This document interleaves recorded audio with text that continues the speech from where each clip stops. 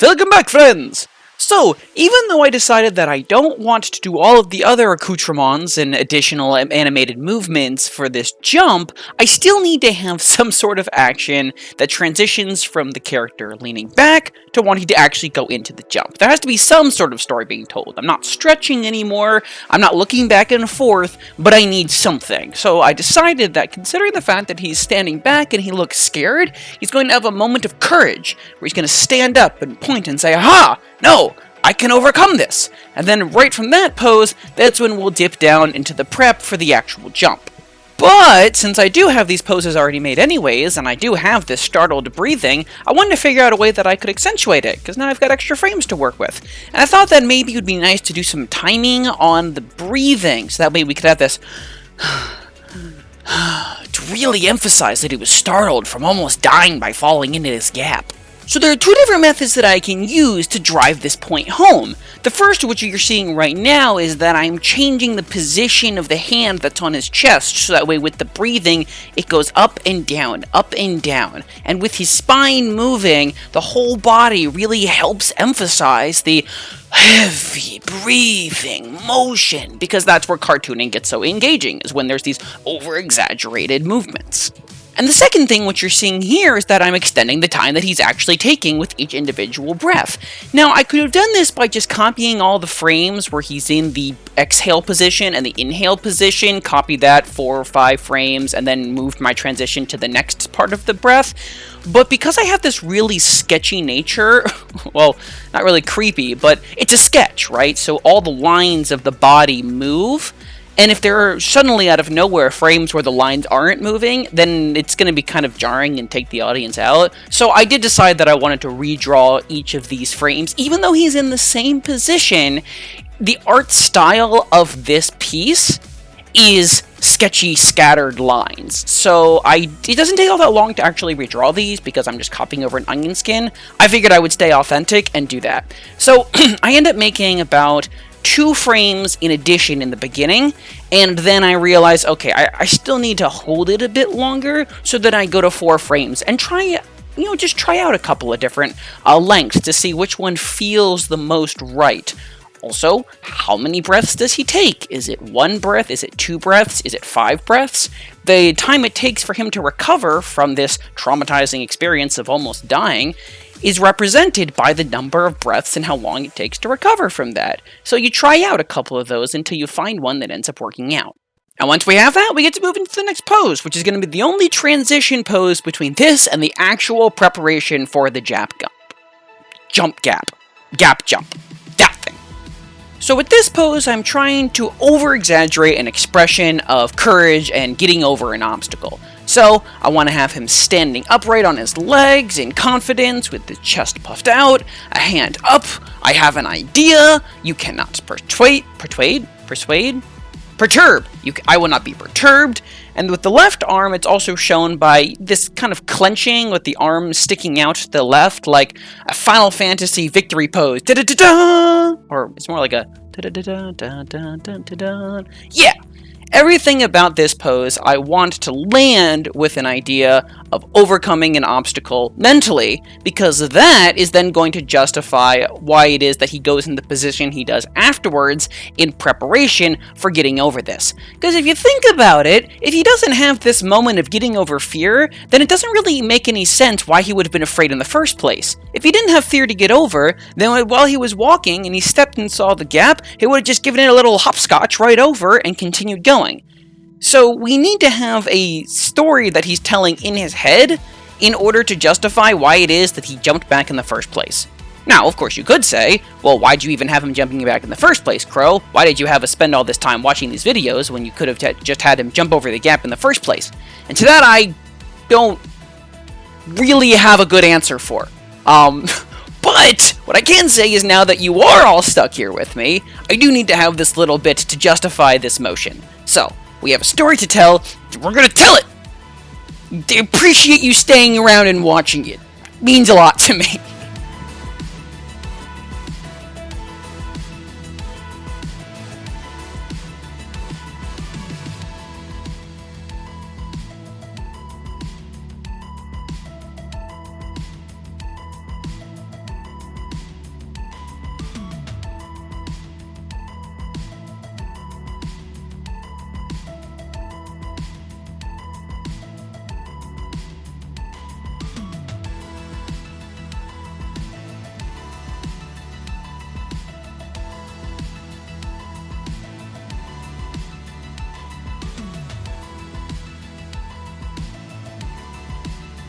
And now that we've landed the pose, now we get to spend our time fine-tuning all of our timing. Which, like I was talking about before, is really just a matter of personal preference. I wanted the breaths to be X amount of time long, I wanted the time that he was spent in his triumphant pose to be Y amount of time. It's really just whatever felt right for me, and when you're doing this, it'll just ultimately be arbitrarily whatever feels right to you. With that out of the way, now we get to go into the actual gap jump! It's happening! And in order to do that, we need to have anticipation! So my anticipation is going to be that he's going to go from the confident pose, and his leg is going to go back, and he's going to get ready for a sprinter start position, which he will then rock back on, and on the rock back, he will use that arc to push himself forward to get one fell swoop over the ledge. Now this transition has a lot of moving parts. Luckily the left leg is not one of them, but the other three appendages completely are. First, we have the right leg, which is going to be making its way back, and I need to have the knee bend at a particular rate so that way it makes sense that it extends as far back as it does behind the left leg in order to plant the foot properly, and I also have to take into account that once the foot is placed, the toes are going to bend because they touch the ground first, and then the heel... and then the heel is going to push back into the ground, getting that springy motion ready. Parallel to that are the arms, which each move at different rates, but are moving in the same direction, I found. So I got into my confident pose while standing in my room, and then moved to this squatting position, and really was trying to be conscious of where my hands were going. And it turns out that they actually go straight down, and the elbows are secondary to the hands. So while the hands are making their way down, I have to keep track of the way that each of the elbows are going to bend, because we have the left arm, which is going to be going down first because it's already lower, and the right arm is coming down second, therefore naturally. So the bend on the right elbow is actually going to get tighter first before the bend on the left elbow. In fact, honestly, the left elbow doesn't even really end up bending all that much at all to begin with, because it doesn't really have much maneuvering that it needs to do in order to get the left hand down to the ground because of the way that the back is arcing as we're arching forward in prep for this stance. And finally, slight honorable mention here for the head, which both moves and doesn't move at the same time. It moves because it's one, of course, actually moving down, and two, relative to the spine, the neck is of course bending backward to keep the character's head looking forward. But it doesn't move because frame to frame, we essentially draw it in the same spot, in the same angle, and then just shift the actual oval that is the head down to the next spot on the body where it's going to be. So you end up, by making it so that way it doesn't move in drawing, you make it seem as though it's moving by placing it accordingly on the shoulders of the character. It's kind of nifty like that.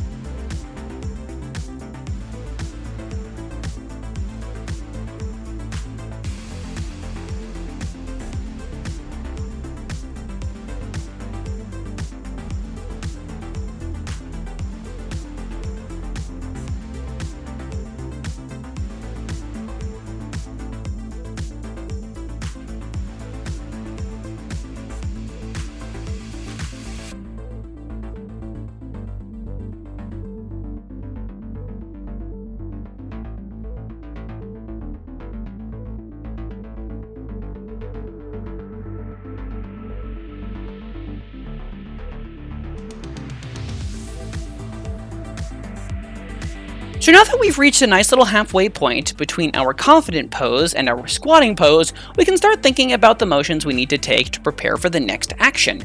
In particular here, we have a little bit of time that we're waiting for the arms to come down fully until they reach the ground, so we can start thinking about the hips, because the hips are the foundation which justifies the torso having a position to push offward to jump over the gap.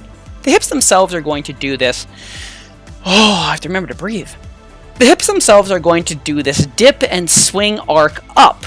So as we squat down, the hips press down, then out, and then straight as the torso straightens out and then pushes. In order to justify this, we have the legs working secondary to the position of the hips. So the leg parts, your shin and your thighs, are all, of course, all going to be the same length, and their placement isn't really all that much that you have to think about. All you have to think about when making this motion is, I know the feet don't move. I know the hips do move. All I need to do is draw the feet and draw the hips, and then have the legs connect to those two things. Essentially just making you look really smart because your legs look really believable that they are the thing that's actually propelling the hips, when really they're just following the hips. It's kind of like a little visual hack that I'm trying to see if it works out here, because if it does, then it could actually be a really cool thing to think about, because that's a lot less mechanics that I have to worry about when drawing. Animating already has so much that you have to keep track of. Every little bit that you can do to make something that you don't have to keep track of is a win.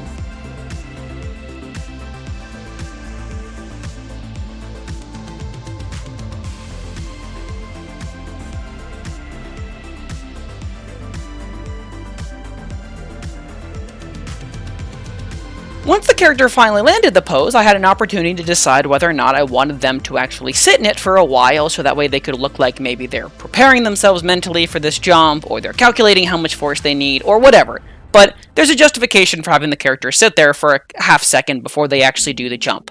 So that's why right here, I'm copying the frames over and over. Ultimately, though, I decided that it didn't end up working out, because when I was doing my playback, it just felt like he was stopping. It felt like he had this really nice squatting motion, and he was getting down, and then he would just stop, for no reason, in place. And then, I guess from there, he would go into his next motion, but it ruined the flow. And it didn't really help contribute to the story. So ultimately, I decided to scrap it, and move on to just having him go straight from the squat right into the push-off, which we first do by finishing the swing that the hips make.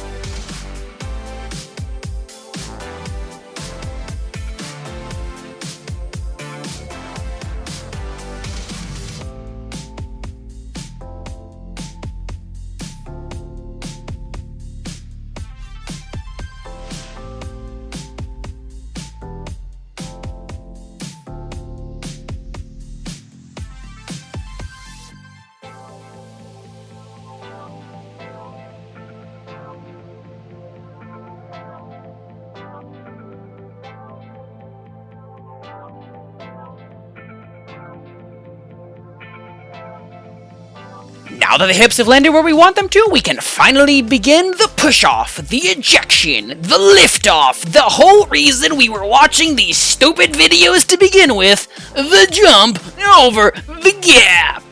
And as always, these things are done better when you do them yourself. So I assume the squatting position in my room, thinking, alright, so as I push off with my leg, then what happens with my arms? Because obviously, the left leg is just going to bend accordingly with where the torso is going to go, like we talked about before.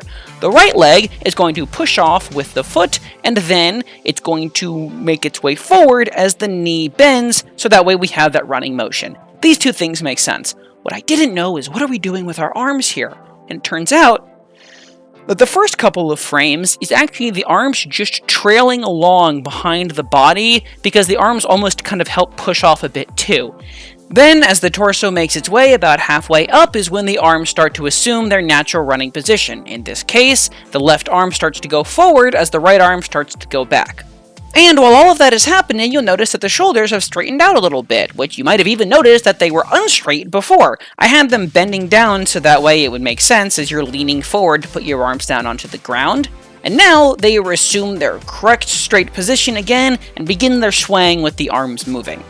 The back, however, never actually fully unbends, because the way that I'm doing my jump and trying to exaggerate it is that I want it to stay curved while making its way backward as the hips make its way forward, and then that jump is going to be like that whoa type of hips forward, back arched, with the leaning forward of the shoulders, because I just think that that would be kind of an interesting jump pose. I just think that that would make a little bit more of a dynamic visual.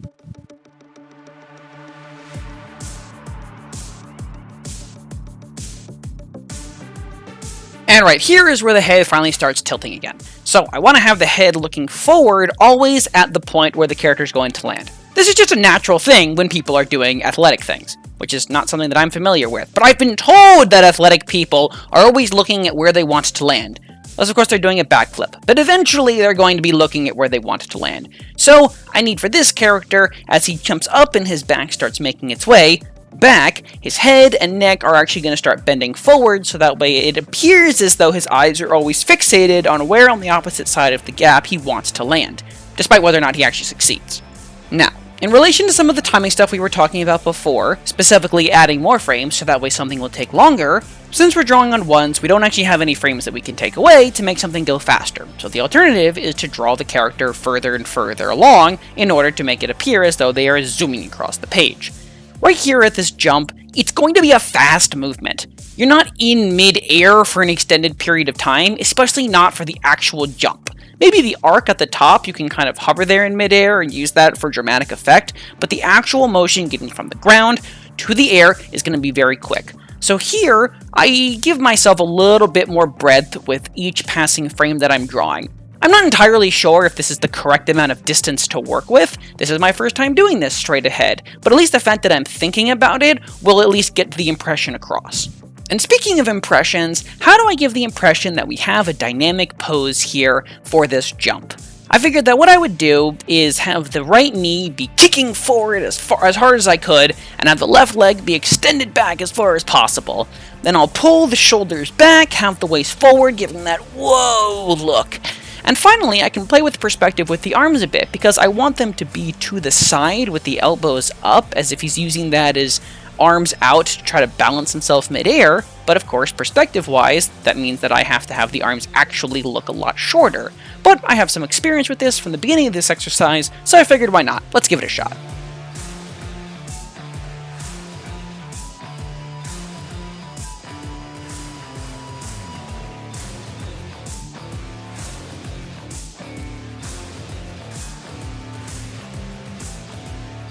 So a nifty little idea that I got while I was doing this was I thought, oh, what if I take the line that represents the forearm of the left arm and actually have it clip and overlap on top of the circle that represents the hand? Usually I've just been erasing all of those lines, but I thought, hey, if it looks like that arm is actually in front of the hand, maybe that'll help sell this perspective situation that I'm in. Okay, yeah, so then what we can do from here is we can just sort of take him, and then there, carry him off. There he goes, right over the gap. Beautiful. Great. Well, that about covers it. Alright, cool. See you guys next time.